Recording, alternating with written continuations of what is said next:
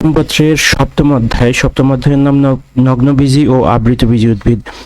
এই অধ্যায়টির 2025 সালের সিলেবাসে যে অংশগুলো রয়েছে, মোট এখানে 4টি অংশ রয়েছে। একটা হচ্ছে নগ্নবীজি উদ্ভিদের বৈশিষ্ট্য বর্ণনা করতে হবে, সাইকাসে গঠনকারী শনাক্তকারী বৈশিষ্ট্য, আর পোয়েসিয়াই গোত্রের শনাক্তকারী বৈশিষ্ট্য বর্ণনা করতে হবে, আর মালভেসি গোত্রের শনাক্তকারী বৈশিষ্ট্য। এই দুইটির পার্থক্য শিখতে হবে। আর এখানে রয়েছে ব্যবহারিকের মধ্যে মালভেসি গোত্র শনাক্তকরণ।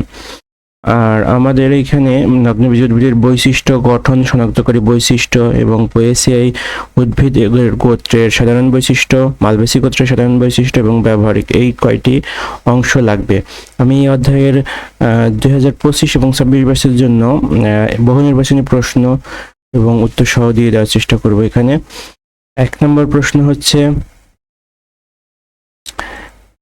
সপ্তম অধ্যায়ের 1 নম্বর প্রশ্ন হচ্ছে, জিমনোস অর্থ কি? জিমনোস অর্থ হচ্ছে নগ্নবীজি, জিমনোস অর্থ হচ্ছে নগ্ন। আর স্পার্মা শব্দের অর্থ বীজ, স্পার্মা শব্দের অর্থ হচ্ছে বীজ, আর জিমনোস্পার্ম শব্দের অর্থ নগ্নবীজি। তারপরে হচ্ছে 4 নম্বর প্রশ্ন, নগ্নবীজি উদ্ভিদে ফল উৎপন্ন না হওয়ার কারণ কি? গর্ভাশয় থাকে না বলে। নগ্নবীজি উদ্ভিদের বীজ কোন ধরনের থাকে? উন্মুক্ত থাকে। 6 নম্বর প্রশ্ন, নিচের কোন উদ্ভিদটির ফুল হয় কিন্তু ফল হয় না? নগ্নবীজি উদ্ভিদের ফুল হয় কিন্তু ফল হয় না। 7 নম্বর প্রশ্ন, নগ্নবীজি উদ্ভিদের বীজ কিসের উপর অনাবৃত অবস্থায় থাকে? গর্ভপত্রের উপর। 8 নম্বর প্রশ্ন, সবীজ উদ্ভিদের মধ্যে প্রাচীন ও অনুন্নত উদ্ভিদ কোনগুলো? নগ্নবীজি উদ্ভিদ। 9 নম্বর প্রশ্ন, নগ্নবীজি উদ্ভিদে কয় ধরনের উদ্ভিদ সৃষ্টি হয়? 2 ধরনের উদ্ভিদ সৃষ্টি হয়। 10 নম্বর প্রশ্ন, নগ্নবীজি উদ্ভিদ কোন ধরনের উদ্ভিদ সৃষ্টি করে? লিঙ্গধর উদ্ভিদ সৃষ্টি করে। 11 নম্বর প্রশ্ন, নগ্নবীজি উদ্ভিদে কখন শস্য উৎপন্ন হয়? নিষেকের পূর্বেই শস্য উৎপন্ন হয়। 12 নম্বর প্রশ্ন, নগ্নবীজি উদ্ভিদে অধিকাংশই বৃক্ষ। আর পৃথিবীর বৃহত্তম উদ্ভিদটির নাম হচ্ছে SEQUA আর GIGANTA। এটা একটি বৈজ্ঞানিক নাম দেওয়া রয়েছে। তারপরে হচ্ছে, কত বছর আগে নগ্নবীজি উদ্ভিদের অভ্যুদয় ঘটেছে? 30 কোটি বছর আগে। কোন যুগে নগ্নবীজি উদ্ভিদের আবির্ভাব হয়েছে? প্যালিওজোইক যুগে। বর্তমানে জীবাশ্ম হিসেবে কোন উদ্ভিদের অস্তিত্ব পরিলক্ষিত হয়? নগ্নবীজি উদ্ভিদে। তারপর 17 নম্বর প্রশ্ন, লিভিং ফসিল অর্থ কোনটি? লিভিং ফসিল অর্থ হচ্ছে GINKGOBILOBA।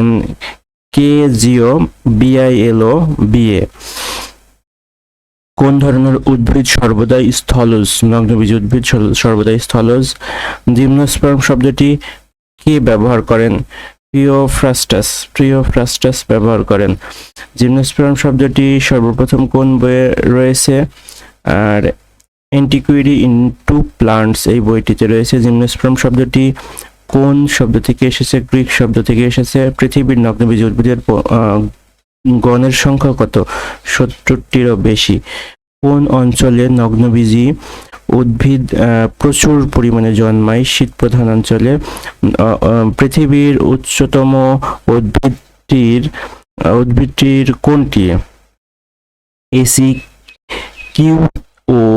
QUOIA SEMPERVIRENT। এই উদ্ভিদটি হচ্ছে উচ্চতম উদ্ভিদ। পৃথিবীর উচ্চতম উদ্ভিদটির উচ্চতা কত? 150 মিটার। পৃথিবীর সবচেয়ে দীর্ঘতম উদ্ভিদটি কোথায় পাওয়া গিয়েছে? ক্যালিফোর্নিয়াতে পাওয়া গেছে। তারপরে পৃথিবীর সবচেয়ে উঁচু বৃক্ষটি কোন উদ্ভিদ গোষ্ঠীর অন্তর্ভুক্ত? নগ্নবীজি উদ্ভিদ গোষ্ঠীর অন্তর্ভুক্ত। নিচের কোন উদ্ভিদ গোষ্ঠীর কোনো জলজ প্রজাতি নেই? নগ্ন প্রজাতির কোনো জলজ প্রজাতি নেই। রেণুধর উদ্ভিদ কোনটি? পাইনাস হচ্ছে রেণুধর উদ্ভিদ। কোন ধরনের উদ্ভিদে নিষেকের পূর্বে স্ত্রীরেণু অঙ্কুরিত হয়ে হ্যাপ্লয়েড শস্য উৎপন্ন করে? নগ্নবীজী উদ্ভিদ। নগ্নবীজী উদ্ভিদে কোনটি হয় না? ফল হয় না। নগ্নবীজী উদ্ভিদে ভাস্কুলার বান্ডলে কোনটি অনুপস্থিত থাকে? সঙ্গী কোষ অনুপস্থিত থাকে। নগ্নবীজী উদ্ভিদের কাণ্ডের ভাস্কুলার বান্ডলগুলো কোন ধরনের? সমপার্শ্বীয় মুক্ত। শস্য কখন উৎপন্ন হয়? নিষেকের পূর্বেই উৎপন্ন হয়। নগ্নবীজী উদ্ভিদের ডিম্বক কোথায় সৃষ্টি হয়? মেগা স্পোরোফিলের গাত্রে। পরাগরেণুগুলো সরাসরি কোথায় পতিত হয়? ডিম্বক রন্ধ্রে পতিত হয়। মেগাস্টেপার অঙ্কুরিত হয়ে কোনটি গঠন করে? স্ত্রী গ্যামেটোফাইট। তারপরে নিষেকের পরে ডিম্বক কিসে পরিণত হয়? বীজে পরিণত হয়। মাইক্রোস্পোরোফিলের প্রস্থ কত? 12 থেকে 23 মিলিমিটার। তারপরে মাইক্রোস্পোরোফিলের প্রান্তভাগ ত্রিভুজাকার গঠনটির নাম কি? অ্যাপোফাইসিস।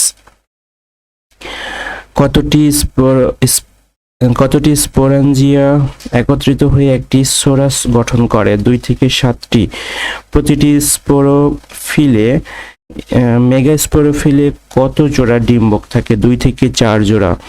ভারতবর্ষের সাইকাস এর কত প্রজাতি জন্মায়? 6টি প্রজাতি জন্মায়। কত বছর বয়সে সাইকাসের প্রথম পুষ্পায়ন ঘটে? 10 বছর বয়সে। সাইকাস এর স্টোবিলাস কোন ধরনের? একলিঙ্গিক। তারপরে উস্পোর এর নিউক্লিয়াস বিভাজিত হয়ে কতটি নিউক্লিয়াস উৎপন্ন করে? 256 থেকে 512টি। বিভিন্ন পার্কে ও বাগানে ব্যবহারী উদ্ভিদ হিসেবে কোনটি লাগানো হয়? Cycas PCTIATA। এই প্রজাতিটি বা এই উদ্ভিদটি লাগানো হয়। সাইকাসের বৃদ্ধির জন্য কোন ধরনের আবহাওয়া প্রয়োজন? আর্দ্র ও উষ্ণ আবহাওয়া প্রয়োজন। সাইকাসের কোরাল এড মূলের অন্তর্গত কোনটিকে শৈবাল অঞ্চল বলা হয়? মধ্যট্রেক্স। তারপরে লাটিমের মতো শুক্রাণু দেখা যায় কোনটিতে? সাইকাসের পাতা কয় ধরনের? 2 ধরনের। নিচের কোনটি ট্রান্সফিউশন উদ্ভিদ পাওয়া যায়? সাইকাসে ট্রান্সফিউশন উদ্ভিদ পাওয়া যায়। সাইকাস কোন কিংডমের অন্তর্ভুক্ত? প্লান্টিয়া কিংডমের অন্তর্ভুক্ত। নিচের কোনটি উদ্ভিদ জাতীয় কাস্টল উদ্ভিদ? সাইকাস উদ্ভিদ জাতীয় কাস্টল উদ্ভিদ। কোন উদ্ভিদে কোরাল এড মূল বিদ্যমান? সাইকাস উদ্ভিদে কোরাল এড মূল বিদ্যমান। কোন উদ্ভিদের যৌন জননে মেগা ও মাইক্রোস্পোর সৃষ্টি হয়? সাইকাস উদ্ভিদে। তারপরে কোন উদ্ভিদের পাতা গৃহে সাজসজ্জার কাজে ব্যবহার করা হয়? সাইকাস উদ্ভিদের প্রধান দেহ কোন প্রকৃতির? স্পোরোফাইট প্রকৃতির। নিচের কোন উদ্ভিদটি পাম ফার্ন বলা হয়? সাইকাস উদ্ভিদকে। সাধারণত সাইকাস উদ্ভিদের উচ্চতা কত মিটার পর্যন্ত বিস্তৃতি হতে পারে? 2 থেকে 5 মিটার পর্যন্ত। সাইকাস মিডিয়া এর উচ্চতা কত মিটার? 20 মিটার পর্যন্ত হতে পারে। সাইকাস উদ্ভিদের মূল বিনষ্ট হলে কোন প্রকৃতির মূল উৎপন্ন হয়? আস্থানিক মূল। সাইকাস মূলের আকৃতি পরিবর্তিত রূপ কি? প্রবাল আকৃতির। সাইকাস উদ্ভিদের পাতা কত মিটার পর্যন্ত লম্বা হয়ে থাকে? 3 মিটার পর্যন্ত। সাইকাস উদ্ভিদের প্রজাতিভেদে পাতায় পত্রকের সংখ্যা কত? 50 থেকে 100। মাইক্রোস্পোরোফিলের দৈর্ঘ্য কত? 3 থেকে 5 সেন্টিমিটার। মাইক্রোস্পোরোফিলের গোড়ার অংশে আকৃতি কেমন? সুর আকৃতির। সাইকাস উদ্ভিদের মাইক্রোস্পোরোফিলের প্রান্তের অংশ কেমন? চওড়া। 69 নম্বর প্রশ্ন, স্পোরঞ্জিয়া প্রতিটি দলকে কি বলে? সোরাস বলে। স্পোর মাতৃকোষ কোথায় সৃষ্টি হয়? স্পোরাঞ্জিয়ামের অভ্যন্তরে। 71 নম্বর প্রশ্ন, সাইকাস উদ্ভিদের স্পোর মাতৃকোষ কোন ধরনের কোষ বিভাজন ঘটে? মিয়োসিস কোষ বিভাজন ঘটে। স্পোর মাতৃকোষে কোন ধরনের পুংরেণু সৃষ্টি হয়? হ্যাপ্লয়েড পুংরেণু সৃষ্টি হয়। উদ্ভিদ জগতের মধ্যে সবচেয়ে বড় শুক্রাণুধারী উদ্ভিদ কোনটি? সাইকাস উদ্ভিদের কাণ্ডের মাথায় স্ত্রীরেণুপত্র সর্পিলাকারে সজ্জিত হয়ে কি তৈরি করে? মুকুট তৈরি করে। সাইকাস উদ্ভিদের আর্কিগোনিয়ামের অভ্যন্তরে কোনটি তৈরি হয়? ডিম্বাণু তৈরি হয়। সাইকাসের কতটি প্রজাতি এখনো পৃথিবীতে পাওয়া যায়? 100টি প্রজাতি পাওয়া যায়। সাইকাসের কচি পাতার সবজি হিসেবে খাওয়া যায়। সাইকাস NATA এই প্রজাতিটি কিসের কারণে নগ্নবীজি উদ্ভিদে ফল হয় না? গর্ভাশয় নেই বলে। নিচের কোনটিকে জীবন্ত জীবাশ্ম বলা হয়? সাইকাসকে জীবন্ত জীবাশ্ম বলা হয়। 80 নম্বর প্রশ্ন, উদ্ভিদ জগতের সবচেয়ে বড় শুক্রাণু বিশিষ্ট উদ্ভিদ কোনটি? সাইকাসকে সবচেয়ে বড় শুক্রাণু বিশিষ্ট উদ্ভিদ বলা হয়। সর্পমণি নামে পরিচিত কোনটি? সাইকাস উদ্ভিদের স্ত্রী রেণুপত্র। তারপরে কোরাল এড মূল থাকে কোন উদ্ভিদে? সাইকাসে। নিচের কোনটির কচি পাতার রস ব্যবহার পাকস্থলীর পীড়া ও চর্মরোগের উপশম? সাইকাস CINLIS এই প্রজাতিটি পাকস্থলীর পীড়া ও চর্মরোগের উপশম হিসেবে ব্যবহার করা হয়। 84 নম্বর প্রশ্ন, নিচের কোনটি অ্যারোরুট প্রস্তুতে ব্যবহার করা হয়? সাইকাস CINALIS এটি অ্যারোরুট প্রস্তুতিতে ব্যবহার করা হয়। 85 নম্বর প্রশ্ন, সাইকাস AREVIOLUTA এর খাদ্য হিসেবে ব্যবহার করা হয় কোনটি? বীজ। নিচের 86 নম্বর প্রশ্ন, নিচের কোনটি কচি পাতা সবজি হিসেবে বহুল ব্যবহৃত হয়? Cycas PCTINATA। তারপরে 87 নম্বর প্রশ্ন, সাইকাস গাছটি কোন বার্নিশ ও তোশক তৈরিতে ব্যবহার করা হয়? রেমেন্টা। সর্পমণি আসলে কি? সাইকাসের মেগা স্পোরোফিল। 89 নম্বর প্রশ্ন, নিচের কোনটি লিভিং ফসিল নামে পরিচিত? সাইকাস লিভিং ফসিল নামে পরিচিত। 90 নম্বর প্রশ্ন, ফলের বীজ নির্দিষ্ট আবরণ দ্বারা আবৃত উদ্ভিদকে বলা হয় আবৃতবীজী উদ্ভিদ। 91 নম্বর প্রশ্ন, বৈচিত্র্যময় উদ্ভিদ জগতের প্রধান উদ্ভিদ হলো আবৃতবীজী উদ্ভিদ।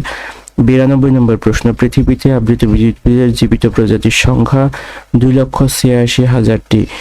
93 নম্বর প্রশ্ন, কত কোটি বছর পূর্বে পৃথিবীতে আবৃতবীজী উদ্ভিদের আবির্ভাব হয়েছে? প্রায় 8 কোটি বছর পূর্বে। কোন যুগে আবৃতবীজী উদ্ভিদের আবির্ভাব হয়েছে? ভূতাত্ত্বিক ক্রিটোসিয়াস যুগে। নিচের কোনটি আবৃতবীজী উদ্ভিদের সৃষ্টি হয় না?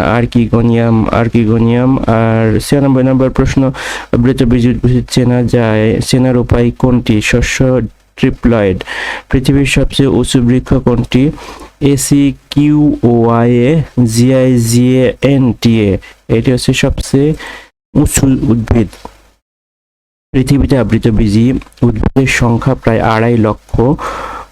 99 নম্বর এবং সর্বশেষ প্রশ্নটি হচ্ছে, আবৃতবীজী উদ্ভিদের প্রায় 2/3 কোন অঞ্চলে বসবাস করে? গ্রীষ্ম প্রধান অঞ্চলে বসবাস করে। এই ছিল মোট সপ্তম অধ্যায়ের মোট 99টি বহু নির্বাচনী প্রশ্ন। যদিও এছাড়াও কিছু প্রশ্ন যেটা 2024 সাল বা 23 সালের বিভিন্ন বোর্ডে এসেছে, সেই প্রশ্নগুলি পড়লে ভালো একটি প্রিপারেশন হয়ে যায়। ধন্যবাদ এত সময় নিয়ে ভিডিওটি দেখার জন্য। আসসালামু আলাইকুম।